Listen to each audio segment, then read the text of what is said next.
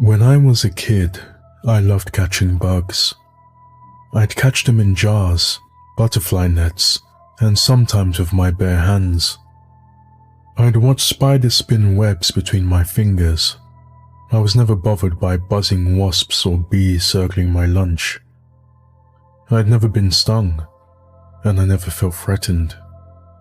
Maybe I was just a stupid kid, but I figured that live and let live was the only way to be. I was 8 years old when my family went on a trip. First to my aunt, then on to my grandmother. My aunt lived in this rural Minnesota town in the middle of nowhere. We were just staying for a couple of days before continuing east. When we got there, we'd been driving for 6 hours straight. I'd been car sick the entire time and hadn't been able to eat or drink a thing. It was the hottest week of the summer, leaving me dehydrated and exhausted, and, of course, my parents were fighting about it. They were fighting from the moment they stepped out of the car. I tuned it out. I could tell from the sound of their voices it was going to be a long one. "The kid says he's fine, so he's fine," my dad complained. "I told you we should have stopped for a milkshake," Mom groaned. "He's gonna be sick all night. And you think putting dairy in him is gonna fix that? Come on. So we're just gonna let him suffer? Is that it? Is that your solution?" "Yes, of course. Yes, I love making him suffer. That's the best thing. I love it so much." It kept going back and forth. I picked up my backpack and unfolded a couple of Spider-Man comics that I'd read at least 8 times over. I wandered off to get away from the car and the noise, watching my aunt coming out of the house to de-escalate.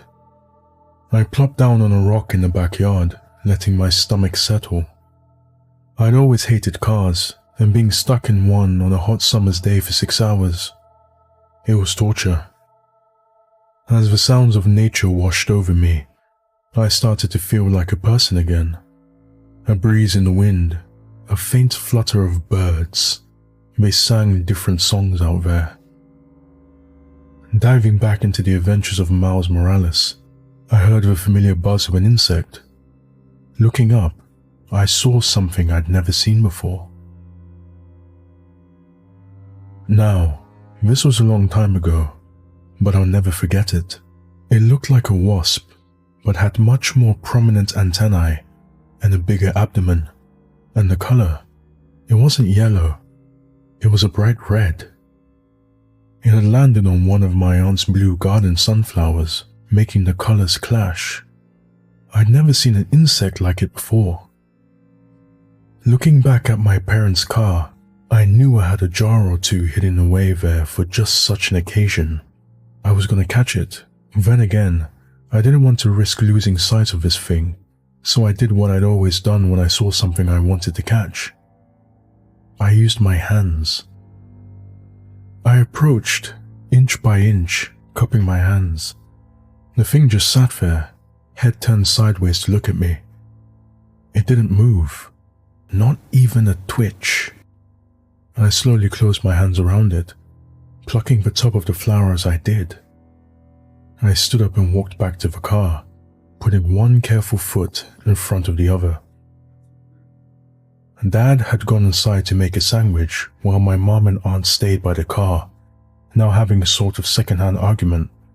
"What kind of person refuses their child a bottle of water?" Mom scoffed. "What kind of person is that?" I tried to get her attention, but she was in full rant mode. My aunt, ever the diplomat, tried to calm her down, to no avail, of course. "Mom," I repeated, "can you get the jar from the trunk?" "It's a bottled water," she continued. "It barely costs the price of the bottle. Is this time so valuable that it overpowers ours? That it consumes the time of those around him?" "Mom?" Then, a burn. Ice pushing through my skin, digging into the vein of my arm, like my own pulse was working against me, to wound me. I dropped the flower, screeching like a wounded animal. All of a sudden, the fight was over. Dad ran out. Mum scooped me up in her arms. They brushed my hair, kissed my forehead, and assured me how everything was going to be okay as I bawled my eyes out. And the red wasp thing? It was just gone. According to my aunt, all I had in my hand was that flower. I got a bad reaction to it. I was sweating, and it felt like my ears had this filter to them, as if the world was hidden behind a glass bubble. I could hear my parents arguing again. My dad wanted to take me to the hospital, while my mum argued that calling an ambulance would be faster. Meanwhile, my aunt was getting me some of her allergy medication, basic antihistamines. I must have collapsed. I woke up to an unknown man shining a flashlight in my eyes, a paramedic. He asked me to follow the light with my eyes. I did, but the moment I tried to move my head, I got this ache in my neck. "Looks like a bad reaction," he said, "but he's all there. We could bring him in, but I think some rest and ice cream ought to do it." "You sure?" my mom chimed in. "No signs of infection, just a bit of redness," the man said as he turned my hand around. "It's your call, but yeah, he'll be fine." Neither of my parents were convinced, but they couldn't decide on what to do, so they just went with his recommendation. My aunt tucked me in right there on the couch, putting on an X-Men movie for me to watch in the background. They spoiled me with ice cream and did me the courtesy of keeping their arguments short and hushed. Later that night, the house was silent. Whatever had gone through me had passed, and I was left wide awake in the sleeping house. My aunt slept on a futon down the hall while my parents stayed in her bedroom. I tried to work the remote to put the movie back on mute, but I couldn't get it to work. So, once again, I resorted to reading my comics. I counted the seconds, hearing the tick-tocking of a clock from the kitchen. There was some light coming in from a large room to my left. It wasn't a great view or anything, just flat farmland for as far as the eye could see. I settled in for a long and boring night, hoping I could fall back asleep sooner rather than later. But as I read, there was a dark splotch on the page. A shadow coming from the window. Looking up, I could see one of those red wasps outside the window. I got up and walked over to it. Even then, I didn't feel threatened by it. The pane of glass between us helped. I tapped at it with my finger and it didn't move. I shifted my finger a little to the left and tapped again, and it followed. Tapping a little all over, it seemed to follow wherever my finger moved. I did a couple of zigzags just for fun and made it do a little jig. I couldn't help but to smile. It looked funny. "You didn't want to hurt me, huh?" I whispered. "Right?" I could feel a warmth in my arm, a reminder of the sting, but also a sort of reassurance. That sting was as bad as it would get. A part of me felt that if it were to happen again, it wouldn't be nowhere as bad. "You wouldn't," I concluded. "You're a good guy." I spun my finger in a circle, and then the red insect followed suit. What a funny little guy. We decided to stay an extra day to give me some time to recover.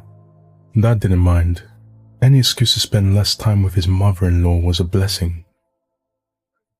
My mom and aunt spent some time at a nearby flea market while Dad and I watched scary movies, but I promised not to tell Mom about. We just finished Jaws when Dad had to go make a call for work. As I wrapped a blanket around me, one of those red wasps crawled up my leg.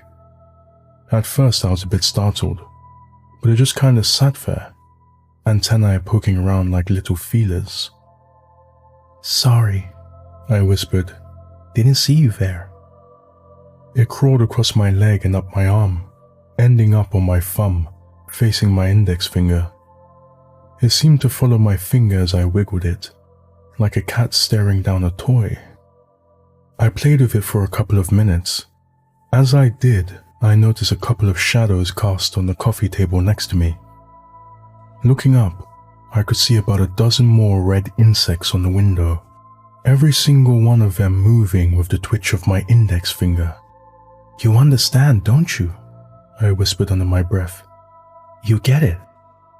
And while they couldn't speak, I knew I was right. As our time at my aunt's place came to an end, our trip resumed. My aunt was coming along, so I had to share the back seat. Dad was back behind the wheel, and my mum was the ever-loyal co-pilot, armed with an ever-present armada of suggestions. My aunt had brought this thick book of word search puzzles for us to play with. I was dreading it. I didn't want to get car sick again. I tried my best to prepare, but there was just no right way to do it. If I ate something, I would feel like a shaken soda bottle all day long. If I hadn't, I'd feel like I had a knife rattling in my empty stomach.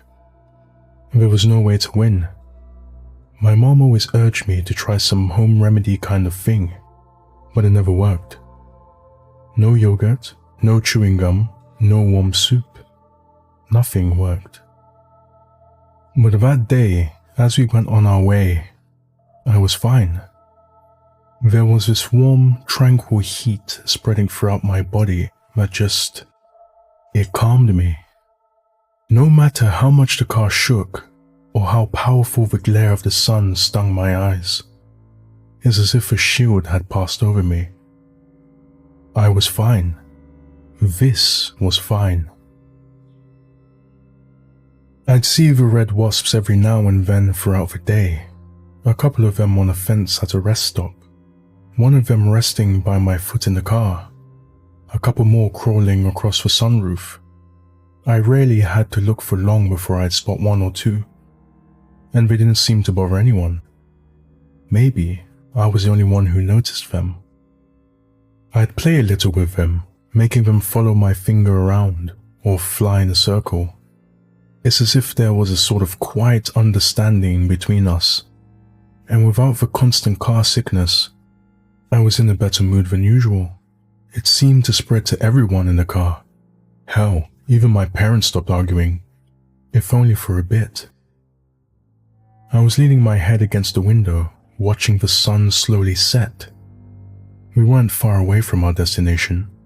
We'd stopped for dinner at McDonald's earlier, so this was the home stretch. A single red wasp was stuck to the window, tapping its antennae to match the rhythm of my finger. I was trying to blink away a creeping tiredness, not really paying attention. As we slowed down for a four-way stop, something jolted me awake. A feeling asking me to take a closer look out the window. A car going down the left lane, about to pass a red light, crashing right into us. I called out to my dad, who stepped on the brakes. We managed to turn just as the car passed us, at 75 miles an hour, inches from our bumper. Looking down at my feet, one of the red wasps curled around the tip of my shoe. They had done this. They'd helped me. They really were my little friends. We arrived at my grandmother's place, but for the next few days, I was busy exploring my strange and sudden friendship with my newfound companions. They seemed to have followed me. I'd see them swarming around the window where I slept, or around my dirty clothes, or my shoes. Sometimes one would land on me and just hang out. I made a little game out of having one of them zigzag between my fingers, like a coin trick. It was magical. I felt like a superhero, and if I just slowed down for a bit, I could almost hear them. Not with words, but intention. They'd point out interesting things. They'd warn me of danger. Hell, if I wanted to, I could direct them to attack. I could, but I wouldn't. But in my heart of hearts, by God, I knew I could. It'd be so easy. And somehow, no one seemed to notice. Almost as if they kept out of sight for everyone else. It all came to a point when I was walking with my mom. She was a smoker, but my grandmother refused to allow smoking anywhere near her house, so Mom had to step away. She took this time to bring me along for a walk along the beach. It became a little ritual. As we passed by a patch of high grass, I got that feeling again. Not as a warning this time, but an invitation. Mom was busy with a cigarette, so I stepped away to look out over the grass. It didn't take me long to spot them. Dozens of little red dots coming my way. Within seconds, they were swarming me.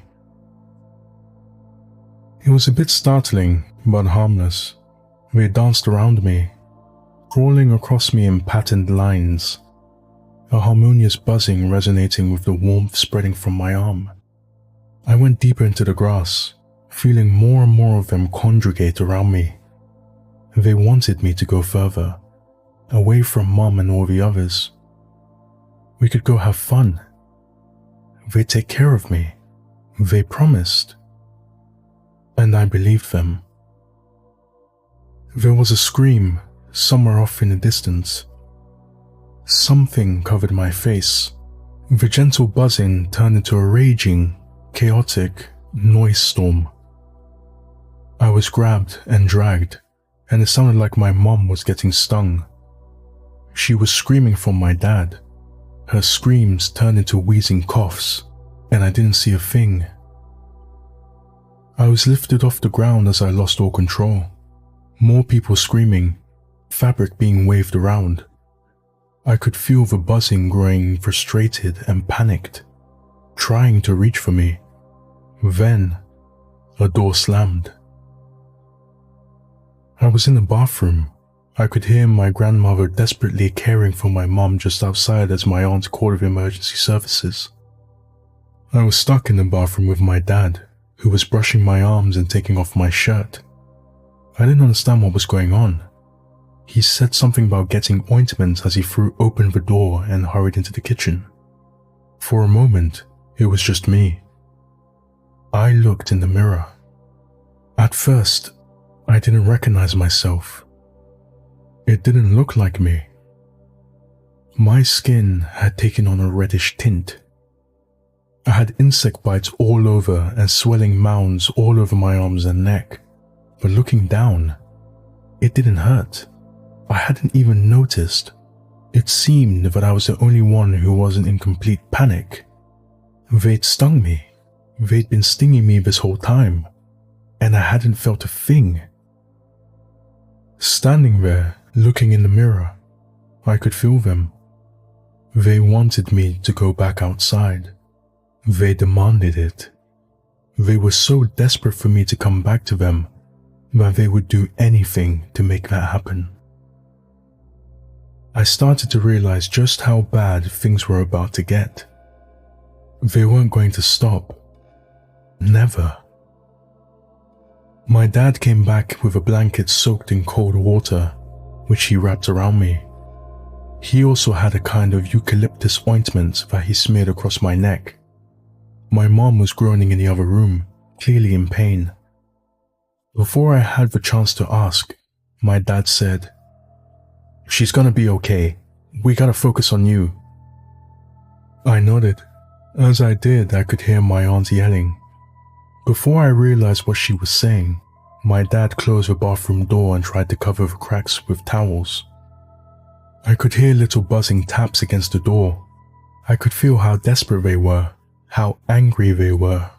If I wasn't coming out, they'd hurt people. All of these people. And then me. There was no way to explain or rationalize it. I tried to find words, but they were drowned out in panic yelling. I tried to focus, but it felt like my head was crackling with impressions. I hadn't even noticed how my dad had poured me a bath. I got in without questioning it. I was sure he had his reasons. Looking back at it, I think it was a way for him to make sure I was safe from the wasps. But in that moment, I didn't know what to think. Besides, thinking had started to hurt. "Stay here," he gasped. "I'm gonna help your mom." And with that, he was out the door. I was safe. For now. I leaned back, letting my ears dip below the surface of the water. Even then, I could hear my pulse and the buzzing of wings. As I closed my eyes and focused, that feeling in my bones became clearer. Finally, there were words. "Come out. Come to us. Leave. Run. Be free." As clear as day. I'd feel thumps of pain across my body as I imagined myself as one of the wasps, slamming into the door. I'd feel their rage as they attacked. I'd feel my limbs being torn as if they were swatted away. I'd twist and turn in my bath as I imagined myself being crushed, biting, stinging, raging against whatever I could attack, to kill, to reach. Years later, my father would describe to me what he'd seen. From his point of view, he'd seen me having a seizure in the bath, trying to stab at him with an invisible knife, all the while repeating, "Out, out, out." What happened next is unclear to me. A lot of it was told to me afterwards by my parents, but in that moment, I was out of it. The ambulance couldn't get to us, so they had to drive me to the hospital. Dad rolled me up in a bathrobe, hurried out to the car, and got me in the back seat. My mom had been stung about a dozen times, but it wasn't life-threatening. Still, she needed to get checked out as well. That ride to the hospital could have gone either way. All I remember is blinking in and out of consciousness. The strangest little details, like the feel of the car seat texture rubbing against my legs, the smell of cigarettes on my mom's breath, my aunt's hairspray, and the color of my grandmother's painted nails. All of it mixed with sparks of something else. My head getting crushed against the windshield. The pain in my limbs as I tried to hang onto the side of a car. Things that obviously weren't happening, but in a way, they were. I was experiencing some of the strange symptoms. I was sweating something that could best be described as a mild adhesive. My eyes were swelling, pressing out of my skull. My tongue had turned a sudden white, and my veins were so discolored you could see the blood pump through them. I don't remember being admitted to the hospital. I don't remember being put on a ventilator or being given allergy shots. And still, just like that night at my aunt's house, I woke up somewhere in the middle of the night. I remember a terrible ache and an itch in my eyes. It was a dark room where my mom and dad were huddled up in a corner. They were out cold, probably exhausted from the whole ordeal, but there was something else in the room too. Not my aunt or my grandmother. The large thing. The other.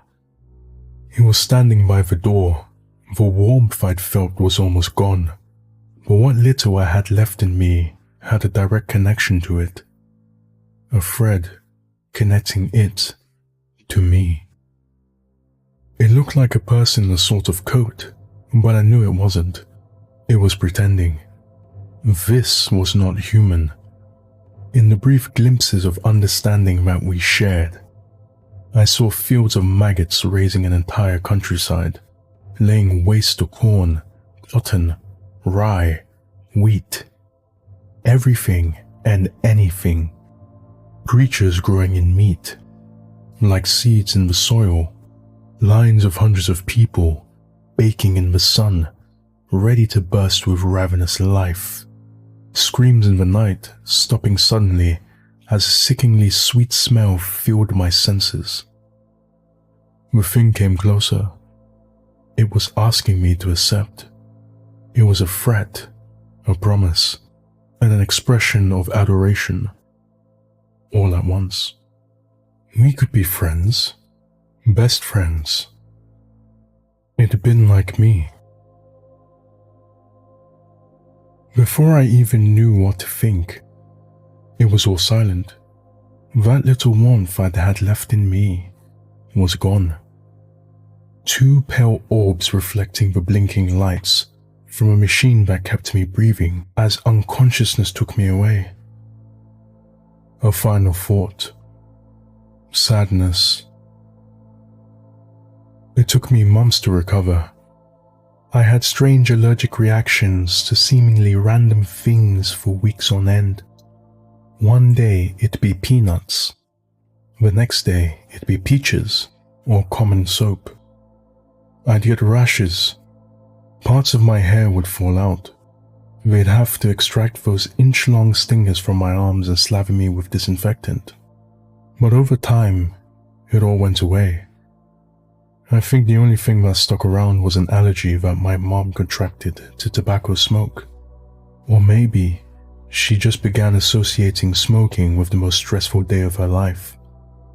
Either way, she quit cold turkey. I've always admired that. My dad does too. Now, it's been over 2 decades since that summer. Looking back at it, it all seems like this distant other world. Something that happened to someone else. It has been hard to convince myself that it was actually real. Well, a couple of weeks ago, I was in an accident. A cable at work snapped, whipping straight across the workshop, smacking against the shelf. As it whipped back, it struck me across the left arm, leaving an inch-deep gash in my arm. And I swear to whatever gods may be, a little red wasp crawled out. The same first one that had stung me on that warm summer's day, over 20 years ago.